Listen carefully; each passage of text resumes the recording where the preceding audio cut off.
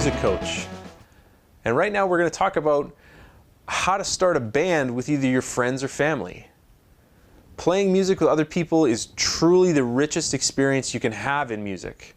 So it's a great goal when you're starting to learn an instrument to try and bring more people in. It's the same if you play a sport. You're going to want to do it with your friends, you're going to want to do it with your family. It's social time. It's a way to really express yourself. So unfortunately for a lot of people, they have no experience with how to put a band together, how to make it function properly. In a way, a band, no matter who's in it, is like a little mini tribe. And there are dynamics between people and how people communicate to each other that are important. There's also some accountability, which is great to learn. In terms of if you're deciding on some goals, like we're going to learn these songs, everybody has to go out on their own and learn their own thing and come back and be accountable to the group that they're in.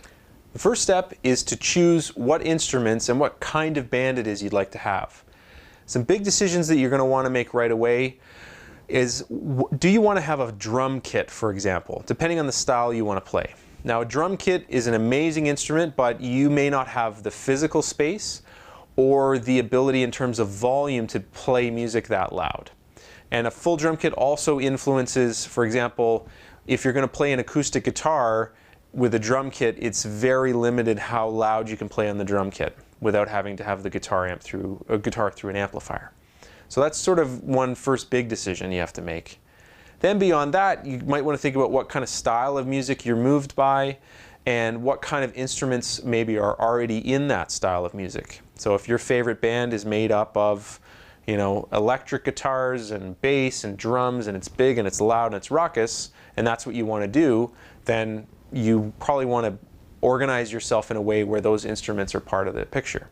But if on the other hand you're like, I really like, you know, classical woodwind instruments, you know, I like flute and clarinet and oboe, and so those are things to think about. And finding friends and family who can share a common vision of what kind of music you want to do is your first step. Once you're into choosing instruments, it's important to make sure that they're divided up in a way that will allow you to make good music and have everybody's voice be clearly heard. So you may find out that, you know, like you got two people who really want to play guitar, and you might be able to make that work. What has to happen then is you have to adjust what parts everybody's playing so you can hear each other properly. But you may decide that, you know, somebody else really wants to play the guitar and I kind of want to play the guitar, but I've always thought about playing the bass, or I've always thought about playing the saxophone. And it's a chance to challenge yourself and move into new instruments. The great thing about learning second and third instruments, if you already know one, is that all of the musical knowledge that you've gained on the first instrument comes with you to the second one. So it's never really like starting over. And the more instruments you learn, the easier they get to learn, because you're just taking more and more information with you to the next experience. Just like with your own personal practice habits, having goals as a band is really important. And every band has different goals, even professional ones. So if you may have a goal where you say, we really want to be able to play at a talent show at my school, you know, in a year. Like that's our goal, that's what we want to do. Or I want to be able to play at this fundraiser. Or maybe the goal is, I just want us to be able to once a month get together and perform just for ourselves the songs that we really, really like. Or we want to be able to play together on holidays, or there's certain holiday music we really want to be able to play. Whatever those goals are, it's important to just have them be clear and have everyone understand what they are, so that everyone can draw their focus and attention towards getting yourself to those goals.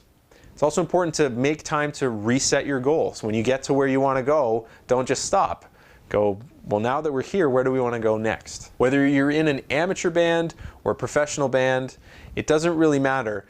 Scheduling time for your own practice is equally important as scheduling time for the band's practice. One of my teachers has a great saying that I love.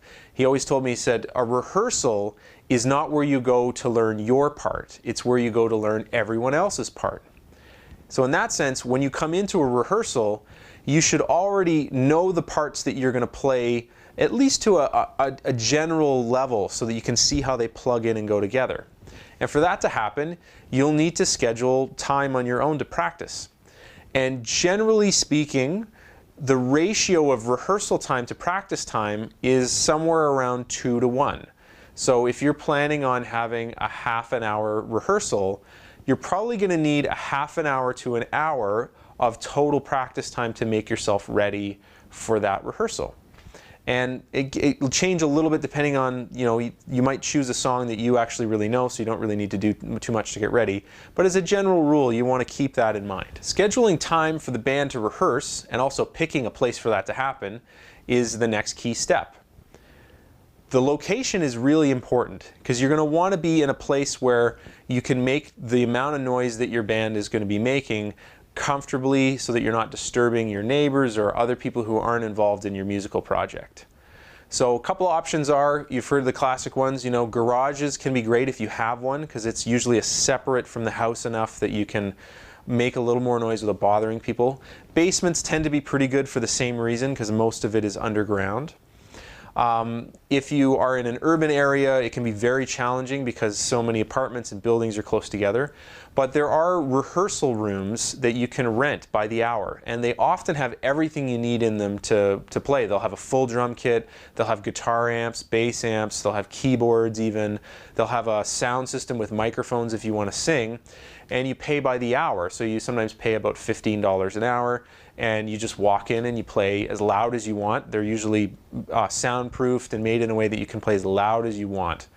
So it's a good option, and if you have 3 or 4 people together, if everybody chips in a little bit of money and you're doing it once a week or once every 2 weeks, it's not that expensive and it's a nice option.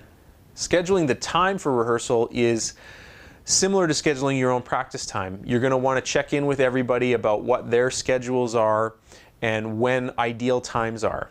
And depending on what stage of life you're in, this is going to have a huge difference. If you're planning on starting a band with a bunch of 16-year-olds, like you're 16 and all your friends are that age, you have different schedules than somebody who's in their 40s or 50s.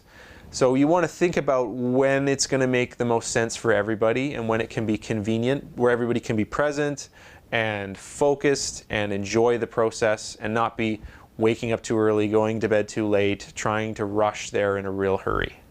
Inevitably, in any kind of tribal situation or band situation, there are going to be conflicts. People have strong opinions about music and about their own parts and about how the music should go and should fit together. So it's good to have a plan in place for how to resolve those conflicts. And when you combine this plan with a general sense of an agreement between people about how to communicate in conflict, this can alleviate a lot of unnecessary tension.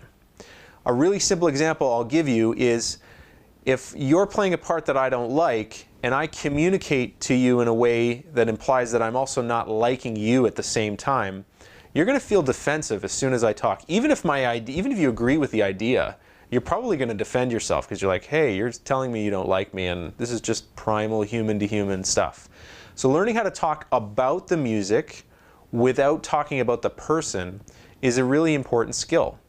And if you think about the language you're using, you can really become skilled at this and say, I'm feeling like the part that you're playing isn't fitting together with this other part over here, as opposed to, I don't like what you're playing because it's not working with this. So I'm talking about the same thing, but you can probably feel, even through the video, there's a different energy to it. And how everyone communicates has to be carefully negotiated so that everyone feels safe and like they can really express themselves clearly. Because ultimately, you got to remember that making music together is a very vulnerable experience, and people need to feel like they can take chances and that it's safe. And one last thing, also remember to take the time to really cheer each other on. It makes a huge difference if somebody speaks up about something that you're doing in a positive way. This doesn't have to be manufactured or phony, but if you hear someone playing something and you're really digging it and it's like you're feeling it, make sure to tell them, like, that's a great, you're playing that amazing, and like that, what you came up with sounds great and I'm really digging it.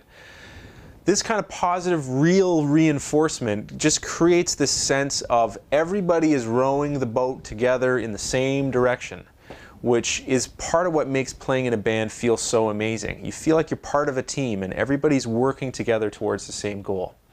So learning how to do that is also important. You may come from a cultural background or a family background where there just wasn't a lot of encouragement. So I know you have to, it's something that sometimes you have to cultivate and learn how to do.